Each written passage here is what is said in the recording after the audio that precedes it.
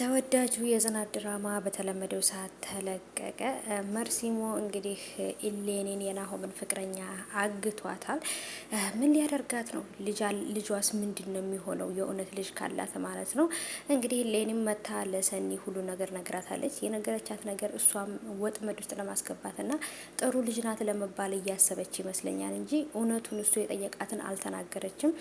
ጽናትና ኪራም እንግዲህ ፍቅራቸው እንደቀጠለ ነው ማለት ነው። ይሄ ነገር ደግሞ በጣም ደስ ይላል።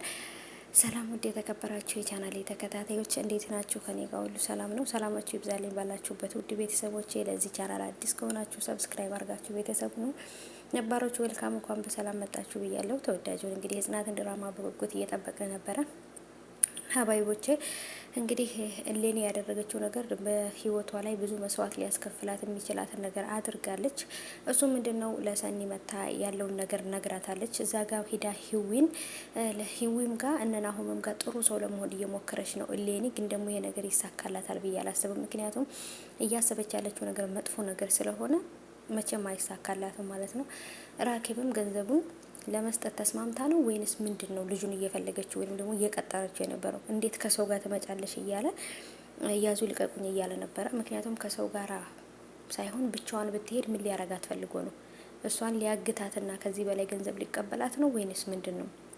በጣም ነገሮች አወዛጋቢ ናቸው፣ ግራ አጋቢ ናቸው። ምን ለማድረግ እንደፈለገ አሁን ላይ መርሲሞ ሰኒን ህይወቷ አደጋ ላይ እንዲወድቅ ስለሚፈልግ ወይንም ይሄ ነገር ነው ብላ ተናግራለች። እንግዲህ እሌኒ የናሆም ፍቅረኛ ናሆማም ደግሞ በጭራሽ እሌኒን ማመን የለባችሁም በጣም አስመሳይ ልጅ ናት እያለ ከህዊ ጋር ነበር ሲጣላ የነበረው። ሰኒ ጋር ሂዳለች ምናምን ስትለውና ምክንያቱም እሷንም አደጋ ላይ ተጠራታለች ብለው ስላሰበ ነው ማለት ነው። ምክንያቱም ያቃታል በደንብ አድርጎ ከዚህ በፊት ፍቅረኛው የሆነ ሴት ስለነበረች በደንብ ነው የሚያቃት ማለት ነው።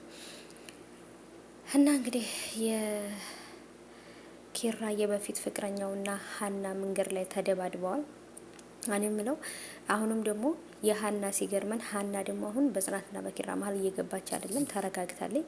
አሁን ደግሞ በፊት የነበረችው የኪራ ፍቅረኛ መታ ኪራ ጋር እየተለጣጠፈች እኔ እኮ እንዲህ ነኝ፣ እኔ እኮ ላንተ ገባለሁ ምናምን እያለ ጭራሽ እየተለፋደደች ነው ማለት ነው። እና እኔ በትዳር ውስጥ ልገባ አልፈልግም ምናምን እያለች እንትን ትላለች። ግን ደግሞ የመጣችው እርግጠኛ ነኝ ጽናትና ኪራን ለማለያየት ነው እንጂ በፊትም የተጋቡ ሰዓት በጣም ነበር ስትቃጠል የነበረው። ስለዚህ ናሆማም የበፊት ፍቅረኛውን ሙሉ ለሙሉ ከህይወቱ ሊያስወጣት ይገባል።